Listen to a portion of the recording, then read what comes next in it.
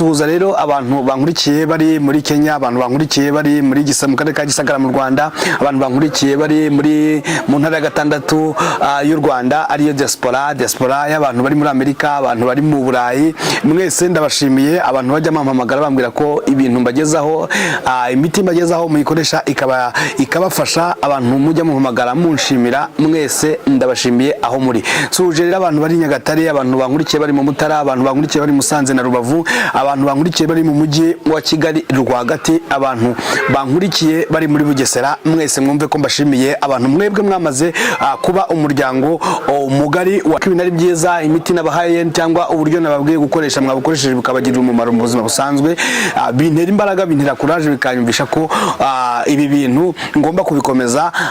Rero mwese mwumva aho muri, kuko inkunga yanyu mwese ndayibona kandi ndabashima. Nuko kunkurikira mwese mwumve ko mbashimira. Rero ntago nakomeza ngo mpite mvuga ikiganiro ntabanje kubwira wowe wari uri kugenda kuri izi mbuga nkoranyambaga, ufite telefone yawe, ufite computer yawe, ufite televiziyo yawe, wari uri kureberaho, uri kuri internet, cyane ko internet mu Rwanda imaze kuba ahantu hose, nta hantu hatari internet. Rero ndemba wigenderaga gutyo ukabona iki kiganiro ukibonye bwa mbere, ni hano ndakwakiriye nk'umuntu mushyashya mu muryango wa Ishakiro TV. Hanyuma rero reka nkubwira akantu ugiye gukora kugira ngo ibintu byose birusheho kugenda neza, hanyuma ntituzongere kuburana, tugumane nk'umuryango. Nagira nkubwire ngo kanda subscribe, hanyuma nurangiza gukanda subscribe uhite ukanda kuri notification link, hanyuma uhite ukandaho kuri iyo bell, numara kwikandaho uhite ukanda kuri all notifications kugira ngo ibiganiro dukora umusukure kubikoze uri umuntu w'ingenzi kandi uri umuntu mwiza.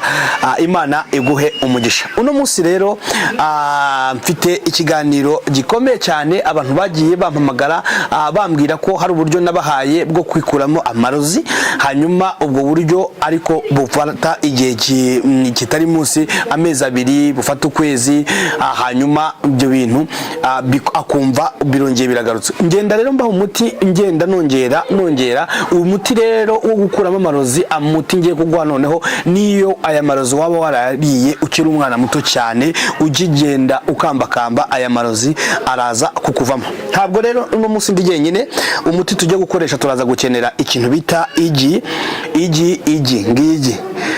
Nagira ngo mbwire ngo rero igihugu cyose urimo, igi uza gushaka ntabwo ari kuvuga ngo ni Inyarwanda cyangwa ni Irundi cyangwa ni irya hehe, ni igi ryose uri buze kureba, igi risanzwe. Hanyuma ikindi turi buze gukoresha, nagira ngo nkubwire nanababaze iki giti dufite mubona nazanye, umbwire ngo iki giti bakita ngwiki cyangwa iki kimera bakita ngwiki. Iki kimera rero nicyo tugiye kwifashisha, tunifashishe igi. Undi muti wa gatatu tuza gukoresha tukavangamo, tugakoresha nyuma yo gukoresha irigi n'iki giti, ndabubabwira mu nyuma. Mbona no kubwira abantu rero mutangira video, hanyuma wagera ku minota 2 ukahita uskypinga cyangwa ukongeraga ugatarutsa ugasimbutsa, ntabwo ari byiza. Iyo umamagaye nkasanga ibintu uri kumbaza biri muri video nabivuze, kumbi biri mu minota nk'icumi cyangwa biri mu minota wa 9, video ifite iminota 15, nkasanga ntabwo wabirebye, mpita nkusubizayo, nta kindi nkora uretse kugusubiza muri video. Nagira ngo nkubwire rero ngo turaza gukenera igi aho uri hose, ni igi risanzwe, ni igi irya ryo ryose, ryaba Inyarwanda, ryaba Irirundi, ryaba igi risanzwe. Aho uzabona igi, icyambere nuko ugiye gukora umureti. Uyu mureti rero ugiye kugufasha amarozi wariye ukiri umwana, nayo wari ukiri umwana ukigenda ukambakamba, yose araza kugushiramo. Rero nagiye bwa mbere twakoresheje uburyo bw'umuyenzi n'ikirogora, twagiye dukoresha imiti itandukanye, ariko none nagira ngo ubwire ko nzenda nzamura ubukana,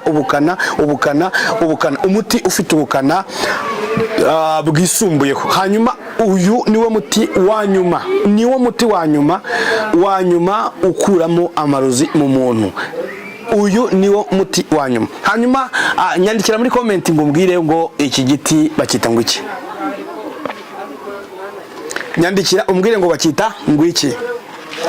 Nagira ngo nkubwire rero ngo iki giti, reka ndikubwire kubera ko ndabiza abantu benshi ntabwo muba muzi ibi bintu. Nagira nkubwire ngo iki giti bitewe na quartier ubamo, hari aho bakita ikiduha, bitewe na karitsiye wakuriyemo wavukiyemo, ariko ubundi amategeko y'ikinyarwanda iki giti bacita umuduha. Umuduha. Hanyuma umuduha hari nkaho bajya bavuga ngo umuntu yugamye imvura, ngo yugamye imvura mu muduha.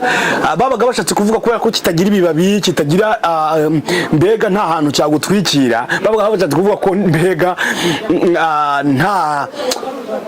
ntago atigeze uwo muntu atigeze yugamye ahantu nyine hatamugamishije n'ubundi imvura ihamusanga. Hanyuma umuduha baba bavuga muri icyo gisaku muri iyo nyita nk'insigamigani cyangwa nk'insigamigani ivuga ngo yugamye mu muduha, cyangwa nk'umugani kuningura umuntu, cyangwa umuduha baba bavuga rero n'uyu nguyu bawita umuduha.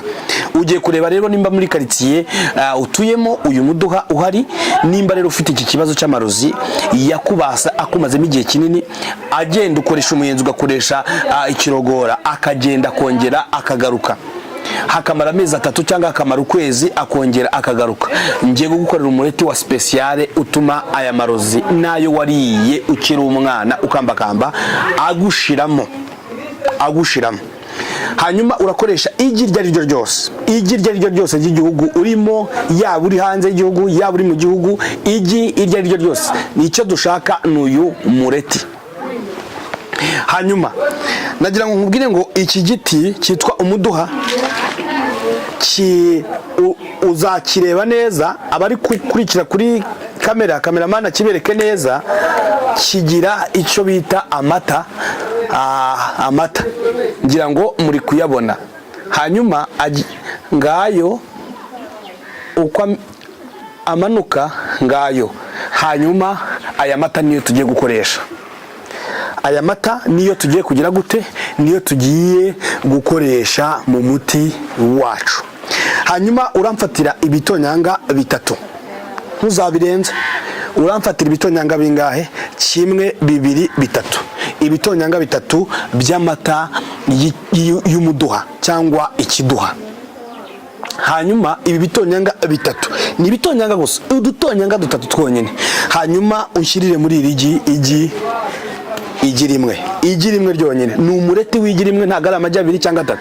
Ni ibi bitonyanga 3 ugiye gufata ukavangira mu kintu, mu gasahani cyangwa mu kantu kabugenewe ukoreramo nk'agasahani cyangwa akantu kose ukoresha ugiye guteka umureti. Hanyuma irigi urimene ushyiremo muri ako kantu, ushyiremo ibitonyanga 3, nurangiza ukubite igi kwa kundi urivange, hanyuma urikubite nkuko uteka umureti ibisanzwe. Hanyuma ushyire ku ziko uteke umureti, ushyiremo twatuvuta twawe dukeya bisanzwe, uteke umureti w'irigi bivanze n'ibitonyanga 3 by'umuduha, by'amata y'umuduha. Hanyuma uyu mureti munkurikirane, utazagenda ugakoresha ibitonyanga by'umuduha 5 cyangwa ugakoresha 6 cyangwa ugakoresha bingahe. Mujye mukurikira neza video, hanyuma uyirangize unayisoze. Koresha ibi bintu, koresha umuduha, amata y'umuduha, ibitonyanga 3. Ibitonyanga bingahe?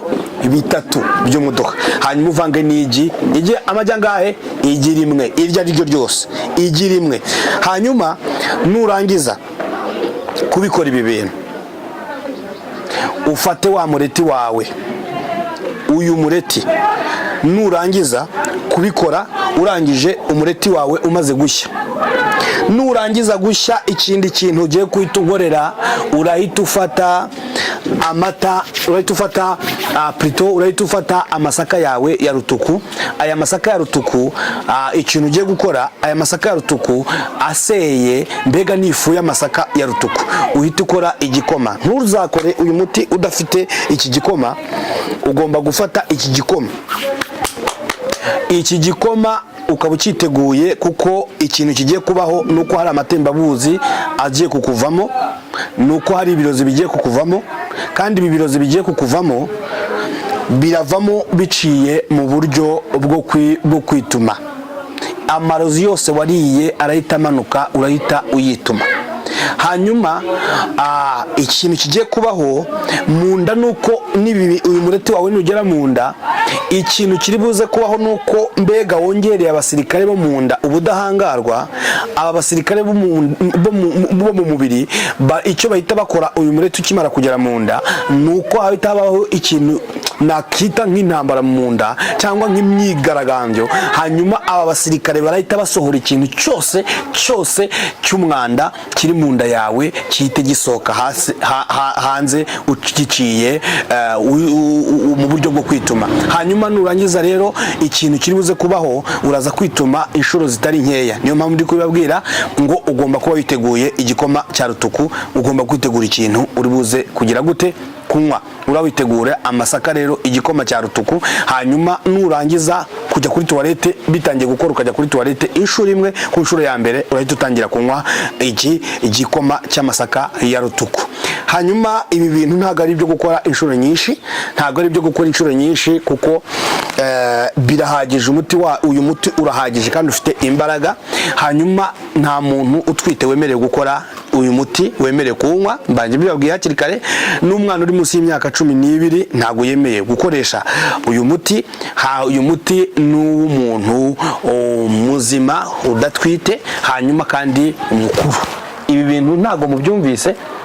Hanyuma rero ibi bintu uzabikoresha kangahe? Ibi bintu ugomba kubikora inshuro 2 mu kwezi kumwe.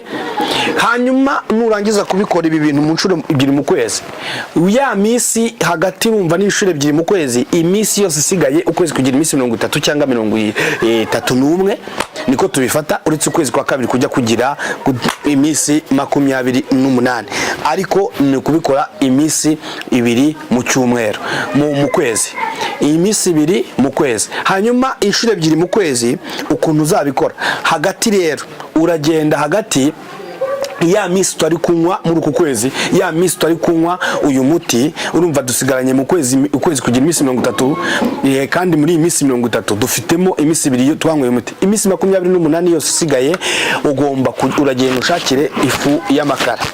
Ifu y'amakara uragenda uyishake mu bagorozi cyangwa uyishake ahantu ku masoko igiye ihari, hanyuma ugende ujye ukora ufata ibiyiko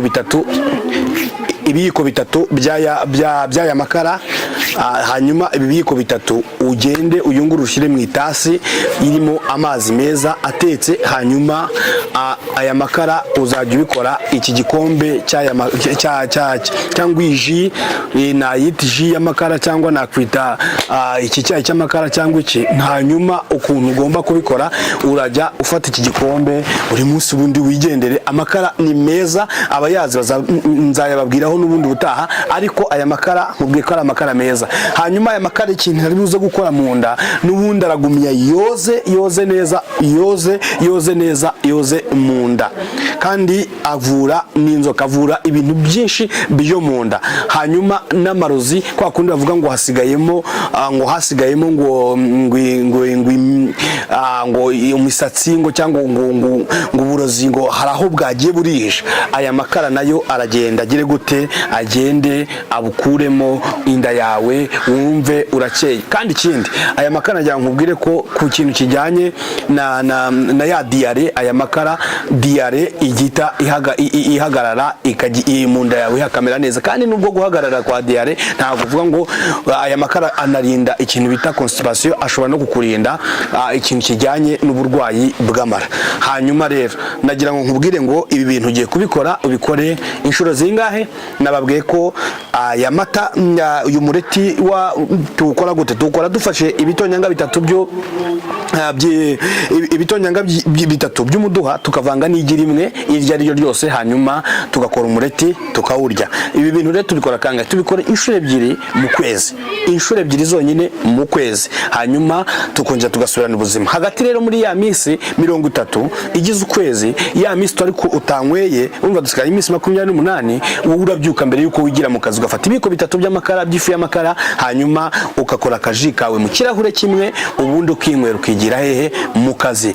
Rero ibi bintu nibigukorera ukabona byakunze, ibintu bimeze neza, usubiranye ubuzima, wongeye gusubira ku biryo bari barakurogeyemo, wongeye gutora intege, usubiye mu kazi, ibintu byakunze byagenze neza, nyandikira muri comment hamwe nushaka umamagara kuri iyo nimero ubona kuri screen, umbwire ngo ibintu byagenze neza, ibintu bimeze bon, ibintu byagenze neza. Hanyuma rero ntabwo nasoza ntabwiye wowe wari uri kwitira hano ku muhanda, wari uri kugenda kuri imihanda ya YouTube, ubonye iki kiganiro, ubona uragikunze, ugikanzeho, nimba uri mushyashya kora subscribe. Hanyuma iki kiganiro ya uri mushyashya nawe usanzwe, nimba iki kiganiro cyakunejeje ukabona ni ikiganiro cyiza, sangiza ibi byiza abandi. Nimba uzi mugenzi wawe ufite iki kibazo cy'amarozi yamusenzikaje amumazemo igihe mu nda, mwohereze iyi video, kubikore nk'uwikinira iyi video ugeze ku bantu 5, hanyuma tuzamuke tuve ku bantu 4,000 tugere ku bantu 10,000. Reka tubikore nk'amezi 2 byonyine tube tugeze ku 10,000 cyangwa ukwezi kumwe, nabyo birashoboka. Ndabakunda rero, ndabizi neza ko munkurikira kandi ibyo mbabwira mujya mubyumva.